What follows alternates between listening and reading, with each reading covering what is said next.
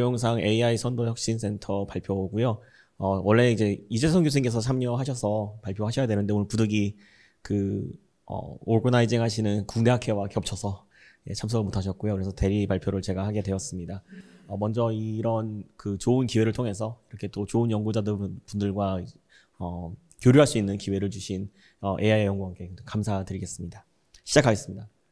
저희 선도센터는 기본적으로 이제 의료영상 분야에서의 어떤 인공지능을 적용하는 문제에 대해서 고민을 하고 또 이것을 어떻게 하면 해결할 수 있을까에 대한 얘기를 하고자 합니다. 그래서 의료영상은 특히 이제 다른 분야와 달리 이제 고품질의 데이터가 굉장히 부족한 분야 중에 하나로 알려져 있습니다.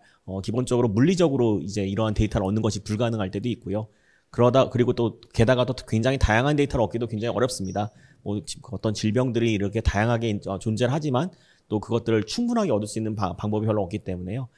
그러다 보니 그리고 또한 이제 저희가 단순하게 카메라가 하나가 아니라 이제 여러 가지의 다른 영상 장비를 통해서 어떤 다른 모델리티를 사용하게 되는데 그런 영상의 특성들이 굉장히 다르게 되어 있습니다. 그래서 이런 데이터 부족의 문제는 굉장히 고질적인 문제로 알려져 있었고요. 또한 이제 자연 영상과의 다른 차이로 인해서 지금 굉장히 많이 발전하고 있는 그런 의료영상 죄송합니다. 인공지능 분야의 영상 컴퓨터 비전 쪽 연구 결과를 그대로 적용하기가 굉장히 어려운 한계가 있습니다. 먼저 이제 복셀 기반의 3D 영상을 저희가 보통 하고 있고요. 그 다음에 이제 그런 어떤 근본적인 물리 현상이 또 영상을 얻는 부분에 있어서 많이 다르기 때문에 좀 그대로 적용하기 어려운 부분도 있으며 또한 재구성 과정에서의 개입이 또 있습니다. 그렇기 때문에 좀 문제가 있고요.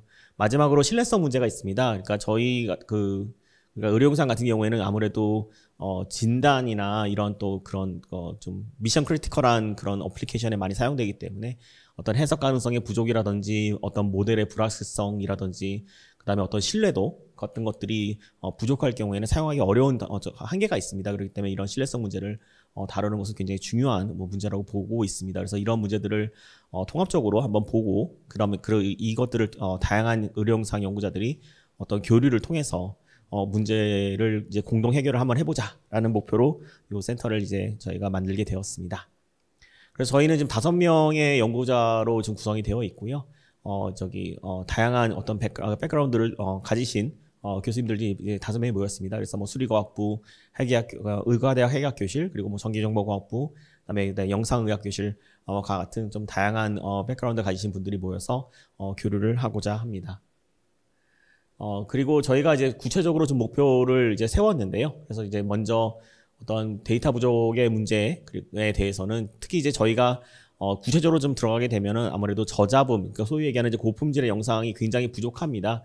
그리고 또한 잡음 특성도 굉장히 상이하고 게다가 더 문제는 뭐냐면 데이터를 공유하는 게 굉장히 어렵습니다. 이게 어떤 의미냐면 병원 간의 어떤 공유라든지 또는 병원 밖의 공유 같은 것이 굉장히 어렵기 때문에 데이터가 더더욱 그러니까 특히 고품질의 데이터는 더더욱 확보하기가 어려운 상황인데요.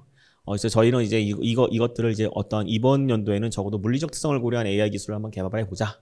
그래서 좀 이러한 잡음의 특성이라든지 어떤 잡음 영상 부족 부분들을 좀 극복해 보자라는 부분이 있고요.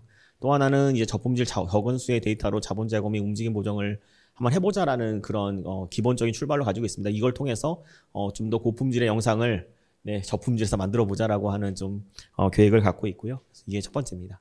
두 번째는 이제 저희가 보통 이제 펫이라고 하는 모리큘러 이미징 영상 모델리티뿐만 아니라 CT나 MRI와 같이 어떤 애나토미컬 인포메이션을 보여주는 근데 또 다른 사실상 굉장히 다른 특성들을 보여주는 굉장히 상이한 영상들을 많이 병원에서 사용하게 되는데요.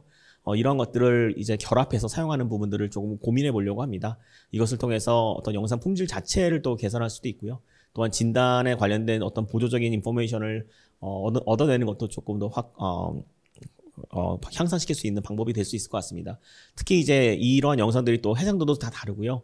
그다음에 환자들의 자세도 다를 수 있고 그렇기 때문에 좀 약간 도전적인 부분들이 있는데요. 이런 부분들을 이제 어떤 통합 및 정렬 기술을 어떤 다학제적 연구를 통해서 한번 해보자라는 부분들이 있고요. 그다음에 연구팀 간의 교류를 통해서 효율적인 이미지 정합이라든지 어떤 그런 사용 방법들에 대해서 고민을 해보고자 합니다. 마지막으로 진단 보조 평가 및에 대한 신뢰성 확보에 대한 연구인데요. 특히 이제 AI 기반의 병변 탐지라든지 영상 정량화는 이제 사실상 사업화가 이미 거의 다 되어서 이제 각 병원에서 이제 굉장히 활발하게 사용되기 시작하는 시점인 것 같습니다. 그래서 굉장히 그 부분에 있어서는 지금 고무적인 상황인데요.